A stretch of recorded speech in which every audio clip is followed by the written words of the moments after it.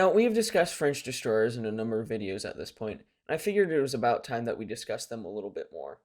I think it would be appropriate to discuss the first class of Contre-Torpilleurs, the Jaguar Class, but before we do that, let's discuss some terms you'll hear throughout the videos about French destroyers on this channel. The first term will be Contre-Torpilleurs, literally translated to anti-torpedo boats, which would be the designation for the first class of 300-ton boats the French would build in response to the first British torpedo boat destroyers, built in the 1890s, of which these Contre-Torpilleurs would be replaced in 1913 by new, larger ships called Torpedoes d'escadre, or fleet torpedo boats. Now, to quote from French destroyers Torpedoes d'escadre and Contre-Torpilleurs, 1922 to 1956 by John Jordan and Jean Moulin, quote, subsequently, French destroyers, projects, and ships would continue to be officially designated Torpedoes d'escadre. The term contre-torpille would be revived in 1921 to 1922 to describe a new and completely different type of large fleet scout, unique to the interwar Marine Nationale, with which the name has become synonymous, end quote. For our discussion on French destroyers, we will start in March of 1919, when the French naval staff was contemplating larger vessels than the Torpille d'escadre, whose role had been set from a study dating to 1914. Their primary role would be to attack the enemy battle line with torpedoes, and its secondary role was to disrupt by torpedo and gunfire the attacks of the enemy flotilla craft against the French line. Now, in March of 1919, there would be an attempt to define the missions and capabilities of the larger vessels they were thinking of building. These roles would be as follows. 1. Scouting for the fleet. 2. Protection of the French battle line against enemy flotilla craft. 3. Torpedo attacks against the enemy battle line. Now, it was feared with torpedo attacks, these ships would get too close to the enemy battle line, so the first two roles would be seen as the more important of the three. Again, quoting from French destroyers Torpedoes d'escadre and Contre-Torpilleurs, 1922 to 1956, quote, the qualities required for the first two roles were stated to be high speed, endurance, a large radius of action, and a powerful armament. When scouting for the battle line, these ships would be expected to hold a contact and to be capable of engaging not only destroyers, but small cruisers. This implied a speed and armament superior to current flotilla craft, light protection, and a displacement of at least 2,000 tons. End quote. New torpedo technology would be taken into consideration, along with the ability to reload torpedoes, which the French considered impractical under action conditions. The idea being in the European theater of war, the ships would just return to their home ports following an engagement, feeling that it was more important to maximize the number of torpedoes that could be fired from the tubes at this time of action. Other considerations would be taken into account, notably ships of other navies, like the Regia Marina's Leone class, HMS Scott, and Germany's S-113, all being large vessels, ranging from Scott's 1,625 tons to the S-113's 2,060 tons, not to mention their armaments, with the largest being the S-113's 450mm guns. With all that being said, in April of 1920, proposals for two large destroyers called Torpille Éclaireur, or Torpedo Scout, called Lion and Guépard. Their characteristics would be as follows. 1,780-ton displacement, 5 100mm guns in single mounts, two 75mm guns in single mounts, and two triple torpedo launchers, with a top speed of 35.5 knots. Now, elements of the French Navy were displeased with the performance of the 100mm guns as compared to the British or Italian 120mm guns, so the technical committee was willing to accept the first two vessels, but thought the following vessels should be armed with the 138.6mm guns. There would be a further discussion in an attempt to find a compromise between the 100mm and 138.6mm guns, as some felt it was too large for a destroyer. So the 130mm gun currently under development in mid-1920 was thought to be an effective compromise. Going back to our favorite French and Italian rivalry of this time period, by September of 1920, it was calculated that 19 of these contre-torpilles would be needed for a war against Italy, 6 for blockade and 13 for fleet action. It was also calculated that a war against Italy and Germany, a total of 146 destroyers of all types would be needed. By January 14, 1921, the French General Naval Staff would change their desires even further for these large destroyers, with a displacement between 2,310 tons and 2,400 tons and a top speed of 35.5 to 36 knots, with no less than 6 armament layouts being presented, comprising various arrangements of the 138.6mm and 130mm guns. We're going to get into the development of the actual Jaguar class. Now, the 1922 program of Contre-Torpille, in May, the characteristics of the class would be agreed to, with a displacement of 2,360 tons, a top speed of 35.5 knots, an endurance of 700 nautical miles at 35 knots, and 3,000 to 3,500 nautical miles at 15 knots. 6 units were to be ordered, and in a break from practice, each of the ships would be identical, with a special respect to machinery and shaft layout, meaning that they could more easily operate together. But when the 1922 Washington Naval Arms Limitation Conference came about, France would have limitations placed on her, being limited to 175,000 tons of capital ships, a third of that allocated to the British and Americans, with the ability to create 330,000 tons of light surface ships and 90,000 tons of submarines. With this in mind, a meeting in the National Defense Council convened in December of 1921 and proposed that France should focus primarily on defense when it came to their fleet. With the signing of the treaty on February 6, 1922, French officials would approve the construction of 3 new cruisers, 6 Contre-Torpilleurs, 12 Torpedoes d'Escadre, and 9 seagoing submarines. Now, the 6 ships of the Jaguar class would be Panthère, Léopard, Lynx, Chacal, and Tigre, with all of them being laid down between 1922 and 1923 and entering service between 1926 and 1927. Getting into the general characteristics of the ships, they would have a 2,126-ton standard displacement, a 2,380-ton normal displacement, and between 2,980 tons and 3,075 tons full load displacement. For the machinery, they would have 5 small tube boilers with 2 shaft-geared turbines producing 50,000 CV, which is horsepower in French, and a design top speed at 35 knots. The armament would consist of 5 130mm 40 caliber guns and single mountings, along with 2 75mm 50 caliber guns and single mountings, and 2 8mm Hotchkiss machine guns and single mountings, along with 6 550mm torpedoes and 2 triple mountings, and depth charges. When it came to the construction of these vessels, a total of 156 million francs were allocated. The Navy Minister decreed that 2 of the ships would be constructed by French naval dockyards. The rest were to be built in private dockyards. The goal of this arrangement was to ensure the quality, as the vessels being built in French naval dockyards were to be the lead dockyards, making them responsible for coordinating the project, along with expanding the industrial base, which would hopefully lay the foundations for the destroyer building program.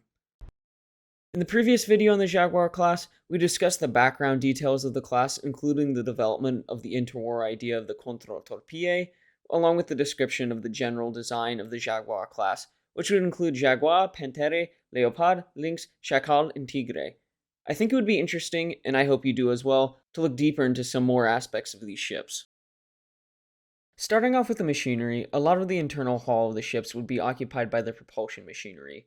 The machinery components would occupy around 50% of the ship's length between the perpendiculars of the ship, or in layman's terms, from the main bow to the stern post. Not to mention, when it came to the displacement, the propulsion machinery would account for 35% of the standard displacement. Going back to the previous video, I mentioned that the first 2 ships of the class would be built by French naval dockyards, and the other 4 ships would be built by private contractors.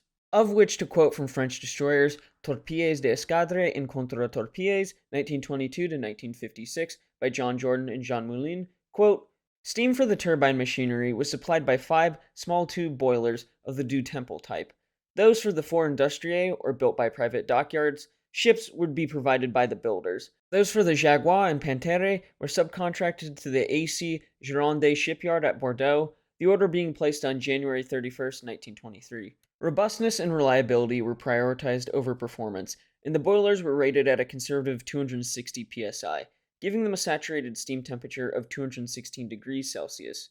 Each boiler, together with its auxiliaries, weighed 74 tons. End quote. The 5 boilers would be placed in a long line along the axis of the ship in 3 boiler rooms. As for the turbine machinery, it would be placed in 2 separate but adjacent engine rooms. Each turbine would be independent of the other, with its own pumps and other auxiliary machinery, with 2 high-pressure turbines working side by side with a separate low-pressure cruise turbine with an integral reverse turbine. Single reduction gearing was located between the paired high-pressure turbines and the cruise turbine. Now, there were 4 main fuel tanks with a capacity of carrying 530 tons of heavy oil, along with 35 tons of lubrication oil and 100 tons of reserve feed water for the boiler in the bottom tanks. The engine rooms for the ships were on 2 levels, with platforms on the upper level to starboard and to port of the turbines, respectively, with the upper platform of the forward engine room being occupied by 2 turbo generators. The platform in the after engine room was taken up by the evaporators, which provided distilled water for the boilers and fresh water for the crew.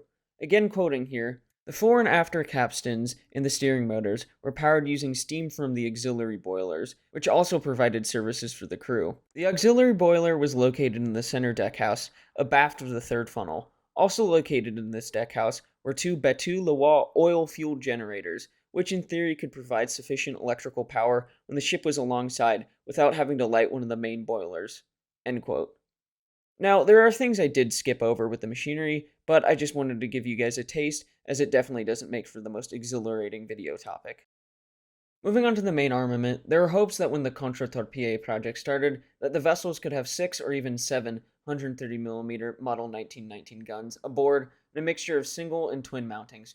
However, the twin mounting Model 1921 was tested aboard smaller vessels, and it was disappointing, with the layout being cramped, and because of that the loading would get confused. So the rate of fire for the twin mountings was significantly less than for two singles, so it was decided that all 5 of the mountings would be the standard Model 1919 single mounting. The development of the 130mm gun began shortly after the armistice was signed. It would employ pre-war technology, including a well-in interrupted screw breech. It would fire a heavyweight semi-armor-piercing shell weighing 32.05 kilograms, being able to penetrate 8 centimeters of armor at 10,000 meters and 4.5 centimeters of armor at 18,000 meters. There was a high explosive shell weighing 34.85 kilograms with a bursting charge of 3.6 kilograms, but according to French destroyers, quote, the comparatively short barrel, adopted because it made the gun handier and lighter, meant that long-range performance was mediocre.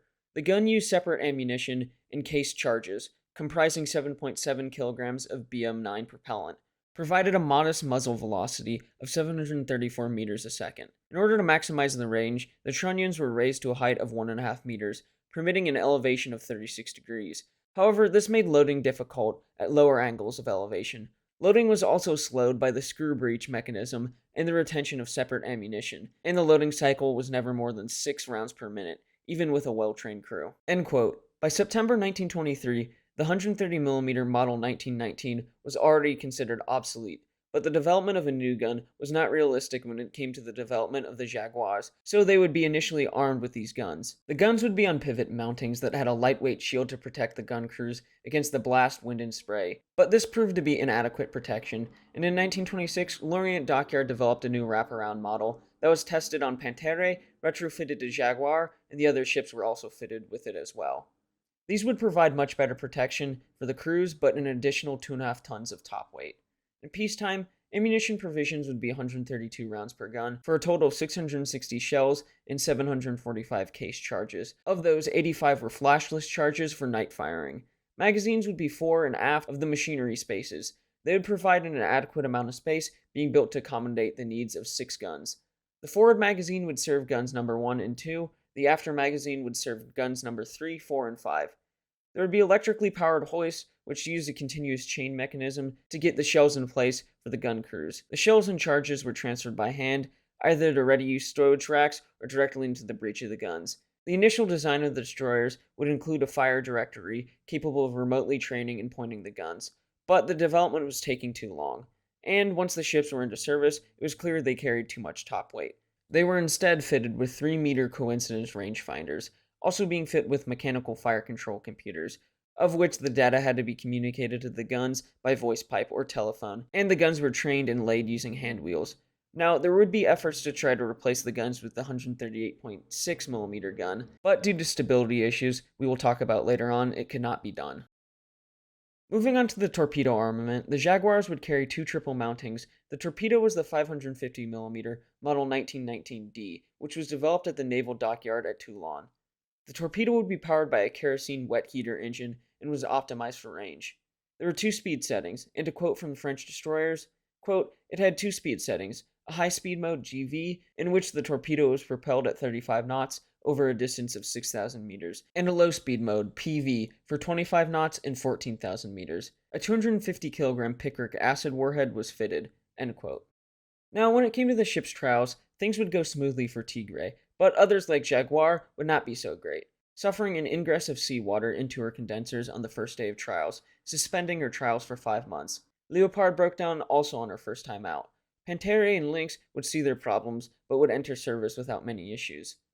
The ships would have some stability issues. Despite two 40-meter bilge keels, lateral stability was poor, due to the size of the bridge and the height of the two masts, which resulted in excessive heel in the wind or rudder, and a 20-degree list when turning at 35 knots, along with some other issues. Now, to remedy these issues, the Marine Nationale would issue measures to improve seakeeping and performance. Oil fuel capacity would be limited. The anti-aircraft guns would be replaced by lighter 37mm guns, and the tripod mainmasts were to be replaced by a pole mast. Now, these last two measures would not be implemented, but the 75mm anti-aircraft guns would be replaced by Hotchkiss machine guns. There would be further modifications to the main guns and other aspects of the ships throughout the 1920s and 30s, but let's get into some other parts of the ships. Starting off with some showing of the flag, in February of 1926, Tigre would show herself off in Villafranca and Nice. Chacal would go to Finland to participate in a regatta in June of that year. Jaguar would make visits to Seville in April of 1927, along with later going to Dakar and Buenos Aires later in June and September of 1927. In January of 1930, Panthère would go to the French West Indies, not to mention naval reviews the ships participated in, like in Le Havre in July of 1928 and Algiers in May of 1930, and more French cities like Toulon and Brest throughout the 1930s. When the Jaguar class enters service, they formed two 3-ship divisions, one in the Mediterranean and one in the Atlantic, but again quoting from French destroyers, quote, insufficiently robust, they would be rapidly worn out by intensive service. From 1935, they were no longer regarded as first-line vessels and would be used for training. But anyway, the first Contre-Torpilleurs were assigned to the first DCT of the first squadron at Toulon, which would consist of Tigre, Chacal, and Panthère. Later, the group would become the 5th DL. Later, Leopard, Lynx, and Jaguar would be assigned to the 2nd Squadron at Brest. Some of the ships would be moved around, but the others would tend to stick to their groups they were assigned to. In the mid-1930s, the ships would have various training assignments, and in October of 1932, Tigre, Panthère, and Chacal formed the 9th DL attached to the Torpedo Training School in Toulon, with Chacal leaving in 1933 and being replaced by Lynx in 1935. In July of 1935, Chacal and Leopard would be attached to the Naval School in Brest, later being joined by Jaguar. During this time, the ships would conduct training cruises and various other jobs to ensure the training of the men aboard.